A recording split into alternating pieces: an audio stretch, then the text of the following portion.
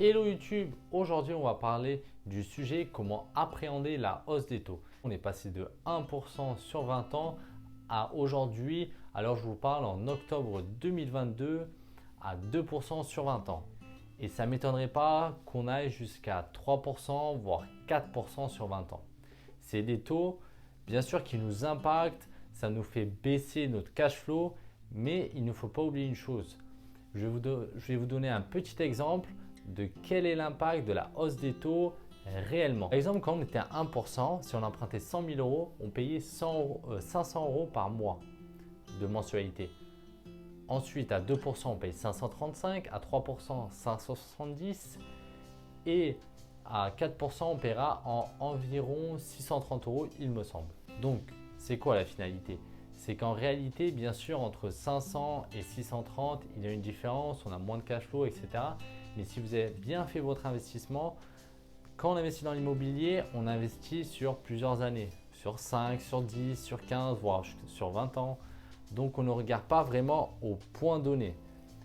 Sachant que si vous avez bien fait votre investissement, vous avez un cash flow bien positif et cette hausse des taux ne vous intéresse pas trop, mais vous vous focalisez sur ce créer du patrimoine. Car quand on a une mensualité, on rembourse chaque mois des taux de crédit, mais également le bien.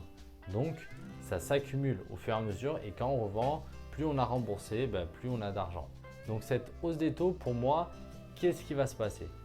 Pour moi, on devrait augmenter jusqu'à 3-4% dans les 6 mois à venir.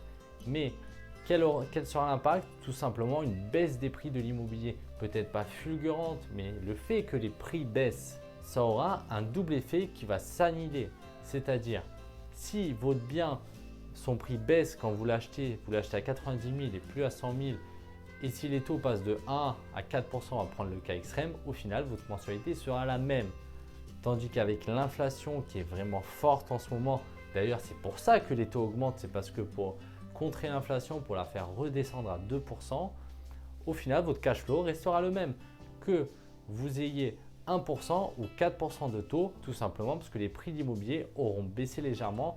Et ça c'est un phénomène, peut-être ces 10-15 dernières années, comme l'inflation était à zéro, d'ailleurs ce qui n'est pas super bien pour l'économie d'avoir une inflation nulle, les taux étaient bas également. Donc on était vraiment sur une économie qui stagnait avec une faible croissance.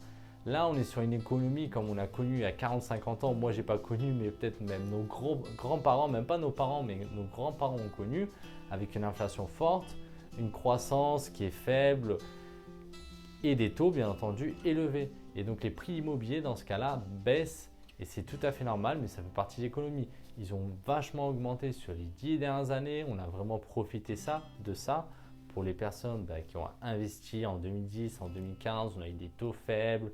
C'était vraiment magnifique pour investir. Maintenant, il faut vraiment s'adapter.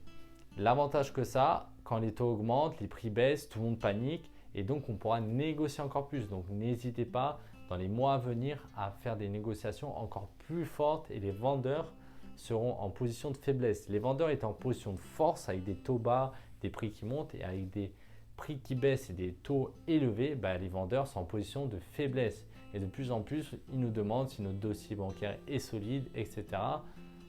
Ça veut dire qu'ils sont réellement en position de faiblesse car ils ont peur qu'on n'obtienne pas notre financement et ils sont prêts à baisser leur prix pour être sûr qu'on obtienne notre financement. Et bien sûr, si on a un paiement comptant, là, c'est la cerise sur le gâteau. On aura une assez grosse ristourne car de plus en plus, même si le taux d'usure a été remonté, avec l'augmentation des taux, tout le monde a peur. Donc j'espère que cette vidéo vous a plu. C'était vraiment pour parler des taux qui remontent. C'est vraiment un sujet d'actualité très intéressant. Bien sûr, je n'ai pas de boule de cristal. Ça, c'est mes analyses. On verra dans les mois à venir et je vous referai une vidéo pour finalement voir ce qui s'est passé.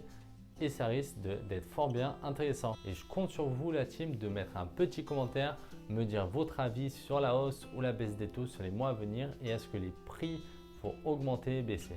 La team, je compte sur vous pour me laisser un petit commentaire juste en bas, me dire votre avis sur la hausse, baisse des taux, de l'immobilier et des prix. Et n'oubliez pas de vous abonner.